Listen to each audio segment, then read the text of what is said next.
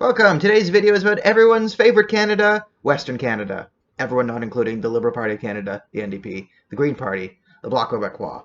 But other than those schmucks, hello Alberta. Alright, so COVID-19. We know it, we love it, we hate it, but how will it affect the Western separatist movement is a very interesting question that no one in Canada is really paying attention to, because the mainstream media wants to pretend the WEXIT movement isn't real.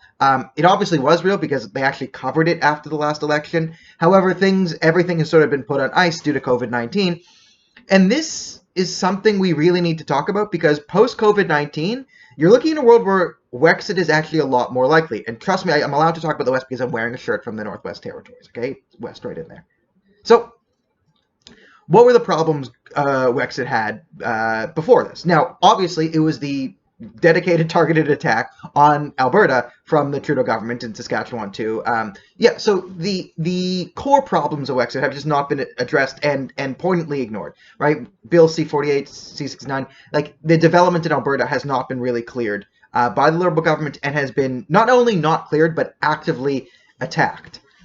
So that still sits there. I mean, this is sort of one of the key bases for Western separation. Now, one of the things sort of keeping them in, you could say, is potential, like, redistribution of transfer payments. That's another thing, like just giving away too much money. But, federal disaster relief, right? If there's floods in Fort McMurray or crazy, like a hailstorm in the summer in Calgary or wherever, whatever nonsense, whatever spiteful nonsense the gods are dreaming up for Alberta these days. So this is one of those things like, okay, yeah, Canada give us support. However, Canadian economy was a house of cards going into COVID-19, running up massive debt, being run by Justin Trudeau, which is pretty much describes the economy as it was.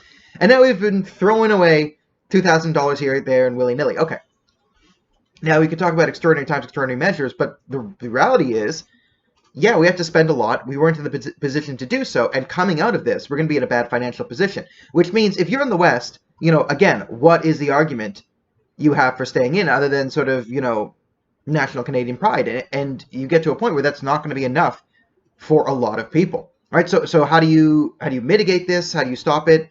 Well, mitigating, we gotta end the war in Alberta. Which, listen, everyone knows I'm the one who wants the WEXIT to happen the least because I'm from Eastern Canada. I get why Alberta's complaints are. I see complaint about this bill, this bill, this bill. I say legitimate, legitimate, legitimate, legitimate. I just say, hey, we should repeal all those bills because not only does it hurt Alberta, but it hurts Canada in general. Team, they're stupid. Yes, they're spiteful towards Alberta, but they're also stupid to the rest of Canada. So that's the endemic issues. But now we have a whole set of new issues that the West can kind of latch onto. And there's also the fact that COVID-19 has been so polarizing and is sort of, how do you want to say it? But like maybe amplified sort of populist sentiments, and WEXIT, let's be honest, will be a populist movement if it is to succeed. So in this, it's sort of like the battle between masked and non-masked, government authority, non-government authority.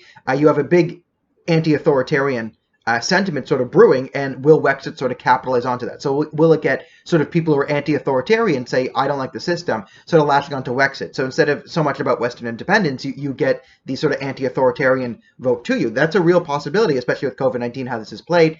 And the reasons I see there is people in Alberta, people in British Columbia, people in Saskatchewan, people in PEI even, like all across the country, you were able to see the government lie to us in times that were rather serious. Or if not lie, show massive incompetence at the outset of this disease. Dr. Theresa Tam, Patty Hajdu, and Justin Trudeau were in lockstep with Chinese communist propaganda vis-a-vis the virus from day one. And I've been over this before. But when China says, there's no person-to-person spread, and we're clearly... I mean, at the beginning, in the first couple months, we were going off WHO data as the metadata, and it was very, very clear from the beginning that the WHO was under the thumb of the Chinese Communist Party. So this is a major security threat, because can you have a leader or a country where, our sovereignty is sort of compromised by an outside government? And this is another reason, again, this exact argument is a very good argument for people who are WEXIT Alberta people to sort of make, to bring people to the side. Because, again, if you can show that Dr. Theresa Tam and Justin Trudeau, like, again, how can you say, oh yeah, we're not going to cancel flights into Canada from hotspots of diseases because there's no medical evidence saying that that's a bad thing? Are you crazy? Are you joking? Do you not know? Like, I'm not a doctor, but I play one on TV. Like, I know that. Okay, so what you have though is you had incidents where Canada sort of shows, hey, you know, you want to call it globalism. I mean, sure, it's pretty globalist in ideology, but hey, our laws aren't even being dictated from Canada. So once you can set that precedent, once people see, hey, okay, you know, I guess if we're listening to WHO data, but the Chinese are setting it, so who's really running this disaster response? Is it Canada or is it China, the Communist Party? Right? Once you can show that link that, oh, okay, you know, maybe policy is not so Canadian focused, right? Because in order to keep the West in, again, we're going to have to appeal to their Canadian patriotism. However, when you have a prime minister says there's no core Canadian values and then goes out and doesn't protect Canadian interests, right? Then where's the patriotism to buy into? So now you're also handicapping your own counter argument to the WEXIT movement.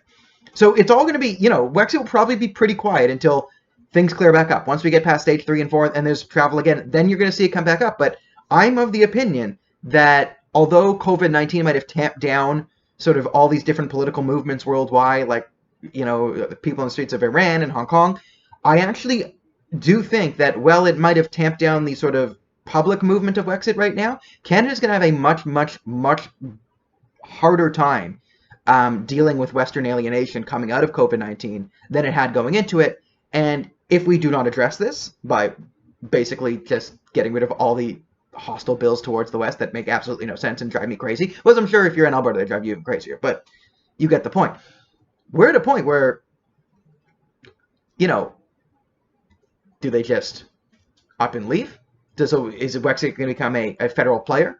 And if WEXIT becomes a federal player, right, then it's going to really hurt the Conservative Party's chance to win. I mean, that's going to guarantee Liberals win more, which is going to inflame the WEXIT movement even further. So if the Conservative Party can't put forth a candidate that can really quash Western alienation, show someone, because, I mean, O'Toole and McKay are not great. I mean, they're red Tories. They're in bed with different extremist factions. I don't trust them as far as I can throw them, and I don't think many people in the West do either. So this is a very serious problem that not just Westerners need to think about now, but Conservative Party voters, Liberal Party voters, everyone else in the rest of Canada. We really need to start having this conversation about how do we placate the West here, because they have some very legitimate complaints, and if we do nothing, they could be gone in 5 years. So when you kick out the #1 cash cow province from your country, spoiler alert on the economics, doesn't go well.